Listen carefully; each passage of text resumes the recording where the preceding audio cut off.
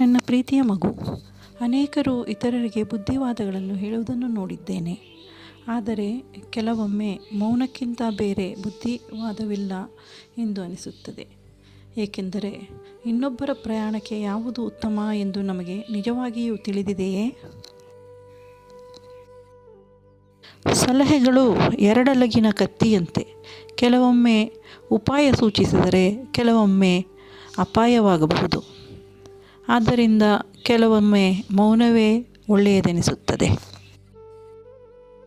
ಮಗು, ಹೆಚ್ಚು ಆಲಿಸು, ಕಡಿಮೆ ಮಾತನಾಡು ಮತ್ತು ನಿನ್ನ ಉಪಸ್ಥಿತಿಯಲ್ಲಿ ಸದುದ್ದೇಶವಿದೆ ಹಾಗೂ ನಿನ್ನ ನಡವಳಿಕೆಯೇ ಒಳ್ಳೆಯ ಮಾರ್ಗವನ್ನು ಸೂಚಿಸುತ್ತದೆ ಎಂದು ನಂಬು. ಹಾಗೂ ಮಗು, ನಾನು ನಿನ್ನ ಪ್ರತಿ ಹೆಜ್ಜೆ, ಪ್ರತಿ ಉಸಿರು, ಪ್ರತಿ ಕ್ಷಣದಲ್ಲಿಯೂ ನಿನ್ನೊಡನೆಯೇ ಇರುತ್ತೇನೆ. ಓಂ ಸಾಯಿರಾಮ್.